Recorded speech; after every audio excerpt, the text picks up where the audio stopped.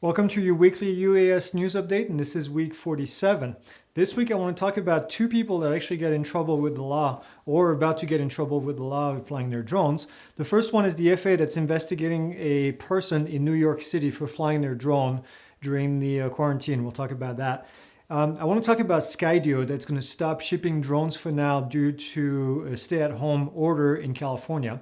And then lastly, I want to talk about a photographer, a pretty famous photographer actually, that got his drone confiscated because he was filming something over an island in New York City. So let's get started.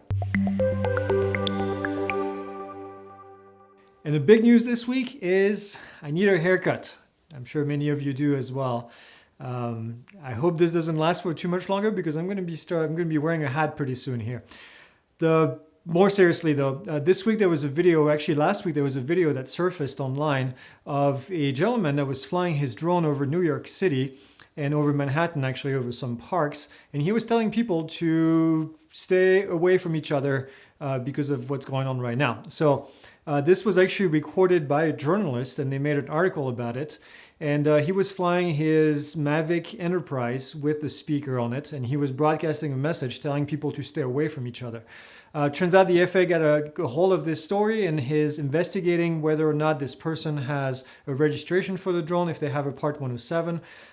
Actually, somebody on a forum that I follow on Facebook found the link to the video of the gentleman that was getting ready to do the flight. So you can see actually the footage from the drone as he's flying and as he's broadcasting this message. So I'll put a link down in the video right here. The YouTuber's name is Drone X Factor, and he claims to be part of the COVID-19 Volunteer Drone Task Force. And so you can see the video for yourself and tell me what you think in the comment about what he did with the drone and whether you agree or not, whether it's something that should be done and whether or not it's going to hurt the drone community in general because of what happened. The next thing I want to talk about is Skydio, which is a California-based company, is going to be forced to stop shipping their drones for right now. The drone, as you may know, I've talked about them in the past. They just came up with the Skydio 2. Their drones are assembled in the US, but a lot of the parts are coming from overseas, including China. And they have to stop assembling right now because there is a stay-at-home order in California and they have to follow that order. So if you've ordered the Skydio 2, please let me know in the comment actually if you did. I didn't, but and maybe you got a message from them. This was directly from their website. So hopefully that doesn't last for too long so you guys can get your drones delivered. The last thing I want to talk about today is a drone photographer, and this gentleman is called George Steinmetz. And Mr. Steinmetz has done a lot of work for Nat Geo, for New York Times, pretty big photographer out there.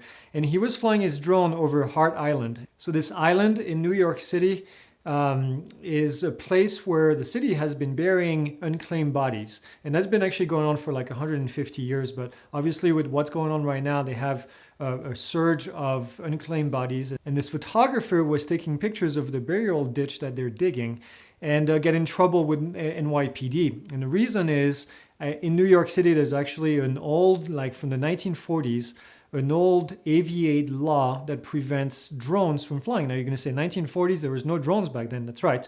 But this aviate law, and I'm not gonna lie, I don't know all the details about the law, but it basically prohibits drone flights.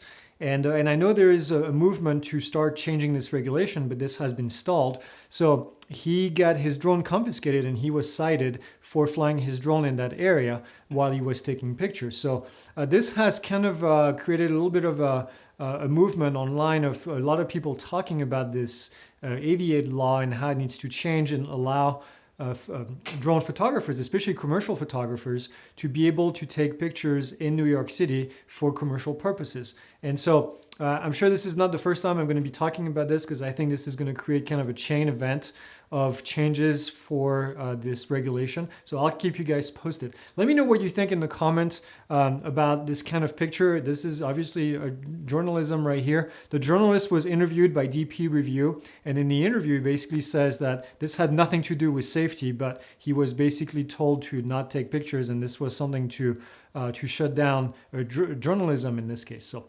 again, let me know what you think in the comments.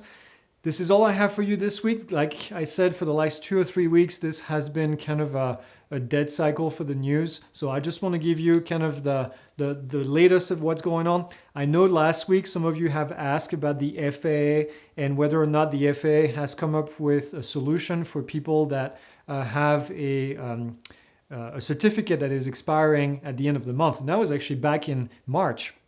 But still no solution. They still haven't posted anything. So if your certificate expired at the end of March of 2020, you still can fly as a remote pilot, and we have to wait for the FAA to come up with something. Now, if they don't, we have another 2 more weeks, I think, until the end of April. So if by the end of April, nothing is in place, then everyone who has their certificate expire, I shouldn't say certificate expire because this is incorrect, their written exam no longer valid, so they need to take the renewal exam, the currency exam, then they won't be able to fly as remote pilots. So the reason I'm clarifying this is because your certificate doesn't expire. You have your certificate, there's an issue date on it, there's no expiration date.